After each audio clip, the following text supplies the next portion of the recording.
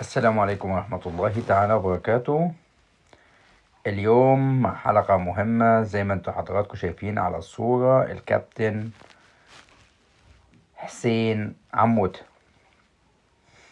حسين عموتة ده أقرب مرشح لتدريب النادي الأهلي هذا الموسم بعد فترة مع ياستروب، اللي طبعا أخيرا الأهلي خلص منه. مع السلامة، الله يسامحك.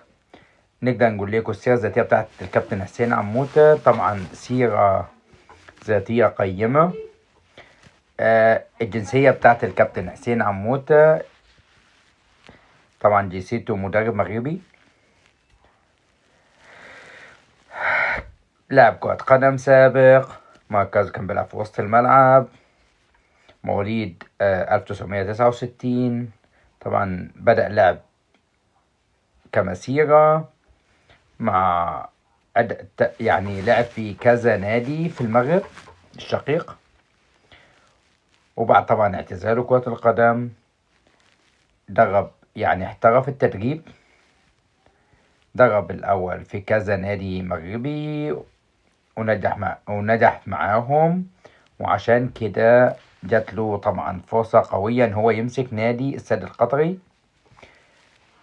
فترة من الزمن لعب مع الوداد المغربي، مسك المنتخب المغربي المحليين، ومسك المنتخب الأردني.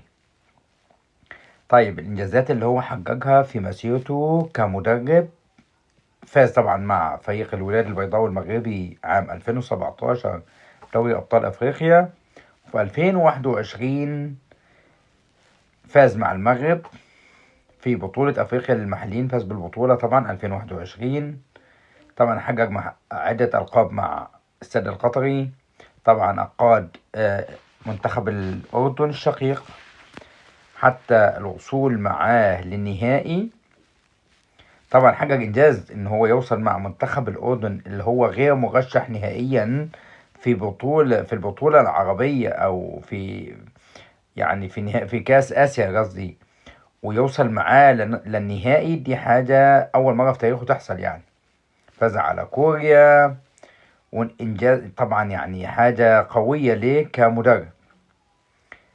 طبعا مسك جزيرة الإماراتي، وطبعا سابهم في 2025. طيب، حسين عموتة كمدرب حقق بطولات، عمل إنجازات.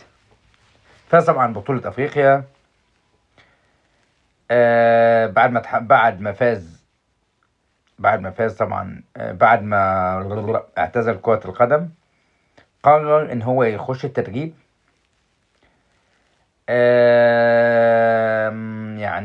حصل على دورات قوية. من أقوى محطاته في التدريب في الفرق المغربية كان فريق الوداد الرياضي المغربي أو الوداد البيضاوي. قدم أداء قوي جدا، وفاز معاهم بطولة دوري أبطال أفريقيا في 2017. عمل إنجاز إن هو يفوز بطولة مع الوداد المغربي من فترة كبيرة. بعد كده دخل مسك المنتخب المغربي للمحليين، وحقق معاهم بطولة أفريقيا المحليين. وهو مميزاته كمدرب إن هو مدرب قوي جدا كشخصية. ملتزم، بيحب الالتزام، قوي، عنده سيرة ذاتية قوية. في عام 2023 تولى تدريب المنتخب الأردني. محدش كان يتوقع إن هو أصلا يوصل يعمل أي حاجة في كأس آسيا، ولكن مع مدرب ذو تخطيط والتزام، أكيد في حاجات لازم حاجات قوية بتميز أي مدرب.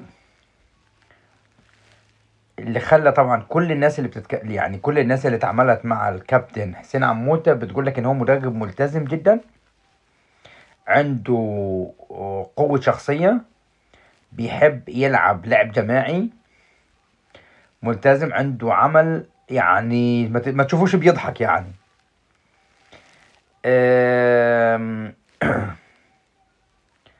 ودي حاجات مميزة جدا. وده طبعا في آخر فترة هو مرشح بقوة لتدريب النادي الأهلي. ومن هنا عشان كده عملنا لكم الفيديو دوت. مدرب قوي عنده سيرة ذاتية قوية، لعب في أفريقيا، مسك منتخبات ومسك فرق، مش بس منتخبات، لا بالعكس تحقق مع الفرق والمنتخبات إنجازات تحسب له. طبعا مدرب ذو قيمة، عنده شخصية قوية مع لاعيبة النادي الأهلي المتميزين والمميزين. أنا أعتقد إن هو هيقدر يسيطر عليهم، وأتمنى له التوفيق مع النادي الأهلي، ويحقق إنجازات تليق باسمه كمدرب، وتليق بالنادي الأهلي كنادي بطولات. نتمنى التوفيق للنادي الأهلي وجماهيره. ده كان فيديو شرحنا لكم السيرة الذاتية بتاعت الكابتن حسين عموتة، والمميزاته كمدرب ذو شخصية قوية يتميز بالعمل الجاد والالتزام. وده بعتقد ان هو بيتفق مع منظومة النادي الاهلي المصري، لان النادي الاهلي المصري نادي بيعتمد على الالتزام والانضباط قبل كل شيء. وطبعا احنا عارفين شعار النادي الاهلي مكتوب عندكم على الصورة: الانضباط، الالتزام، الانتصار. وفوق ده كلهيته شعار النادي الاهلي: الاهلي فوق الجميع. شكرا جزيلا لكل محبينا. نتمنى منكم تدعموا القناة وتقولوا لنا نستمر بأي اتجاه. نتكلم عن ألمانيا وكرة القدم، والله في فيديوهات طبخ والله متنوعة. نتمنى التوفيق للجميع في حفظ الله وأمنه، والسلام عليكم ورحمة الله تعالى وبركاته.